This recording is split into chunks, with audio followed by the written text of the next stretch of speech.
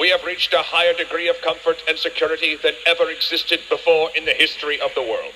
In no nation are the institutions of progress more advanced. In no nation is the government more worthy of respect, no country more loved by its people. I have an abiding faith in their capacity, integrity, and high purpose. I have no fears for the future of our country. It is bright with hope. The Great Depression was a couple months away.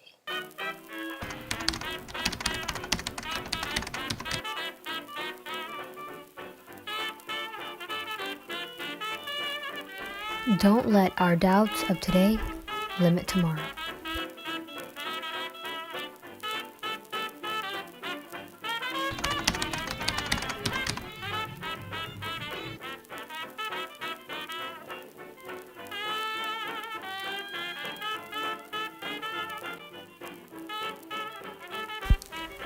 The good times of America. In 1919, the U.S. became victorious from World War I. There was a sense of optimism within the citizens. People were out celebrating. The U.S. economy was thriving gradually. There was little doubt about what could go wrong. In the 1920s, every day was changing. Amazing technologies emerged. By 1934, 60% of homes owned radios. 60 radio stations were broadcasting everything from newspapers to songs to weather forecasts by 1922. World War I had accelerated the aircraft's production. Most former soldiers were pilots. Thanks to Henry Ford's master of the assembly line, the auto industry grew dramatically. Families had the ability to buy on credit as well. 26 million vehicles were registered by the end of the decade. An economic advantage for everyone was generated by the growth of the auto industry. The government invested $1 million to construct new highways, bridges, and traffic lights.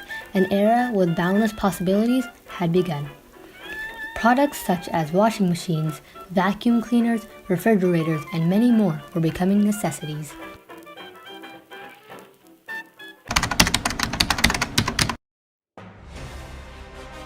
Share prices plunged on the New York Stock Exchange on October 23, 1929, without caution.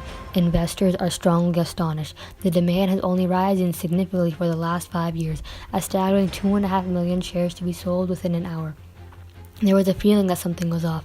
All of a sudden, there were no buyers. People were trying to sell the stocks. In mid-October, selling escalated. On Black Thursday, October 24, the market lost 11% of its value in very intense trading at the opening bell. The massive amount meant that in brokerage offices across the country, the price updates on the ticker tape was hours late. Little did they know that the foundation of prosperity in America would be swept away by a financial crisis. After the stock market collapsed, Americans were worried that banks would soon collapse. People immediately started withdrawing funds from their accounts, forcing hundreds of banks to shut down. As the bank's fear began to spread, more banks closed. By 1933, almost half of the banks in the United States had collapsed. Approximately 25% of the working population did not have jobs. People without work lost their homes because they were unable to pay their debts. Many of them were homeless and built shanties. These shanties were built from cardboard, smashed cars, and pieces of wood. People named these shanty towns Hoovervilles after President Herbert Hoover. Despite President Herbert Hoover and several other leaders' promises that the situation would run its course, things began to get worse within the next 3 years.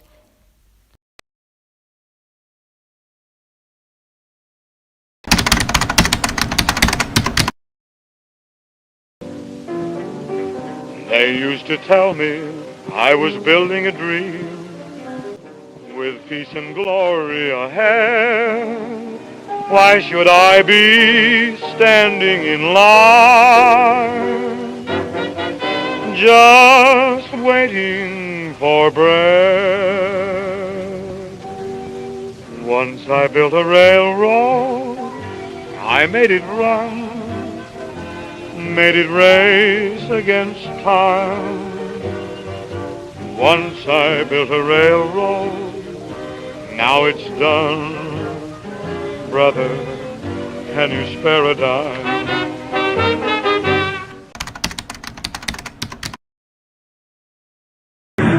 My friends,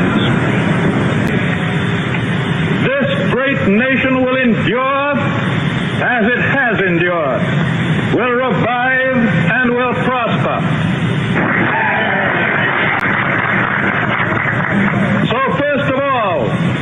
let me assert my firm belief that the only thing we have to fear is fear itself. In 1932, Democratic Franklin D. Roosevelt secured an immense win in the presidential election. The 1932 U.S. presidential election contested on November 8, 1932, in which Democratic Franklin D. Roosevelt beat Republican President Herbert Hoover. During the Great Depression, the 1932 election was the very first held, and it marked a significant change in the country's political views. Every week, FDR interacted by radio with the citizens and told them that economic recovery was near. He was highly optimistic and also made everyone around him feel that way. Unlike Hoover, he was able to experiment.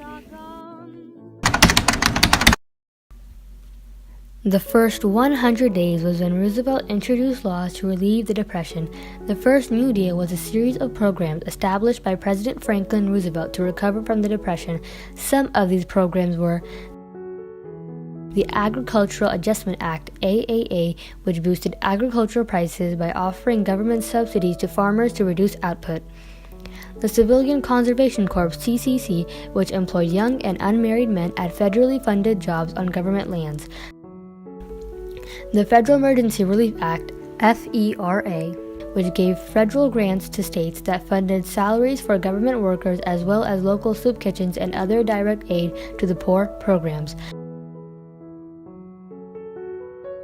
The National Recovery Act, NRA, which sought to boost businesses' profits and workers' wages by establishing industry-by-industry codes that set prices and wages as well as guaranteeing workers the right to organize into unions. The Federal Deposit Insurance Corporation, FDIC, which guaranteed individuals that money they deposited in a bank would be repaid to them by the federal government in the event that their bank went out of business.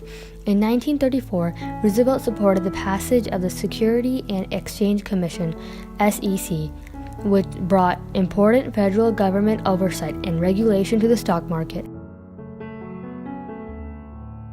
The PWA was also known as a Public Works Administration, and it was a program created to provide economic motivation and jobs for the people and ended in 1941. The SSA was also known as the Social Security Act, and it was a government program that provided income to retired wage earners. In some 30 radio broadcast addresses, Roosevelt addressed the American people from March 1933 to June 1944, speaking on a range of subjects ranging from banking to unemployment. In these speeches, which became known as fireside chats, millions of individuals found comfort and restored faith. At the end of almost every address, the president referred to God, encouraging the American people with patience and understanding and boosting confidence to face the daunting tasks ahead. The reassuring essence of the fireside chats enhanced the public's confidence during the Depression and war. It was in those days, my friends, that we feared fear. And today, my friends, we have won against the most dangerous of our foes. We have conquered fear. Every ounce of strength, every resource at our command, we have devoted and we are devoted to the end of justifying your confidence. We are encouraged to believe that a wise and sensible beginning has been made.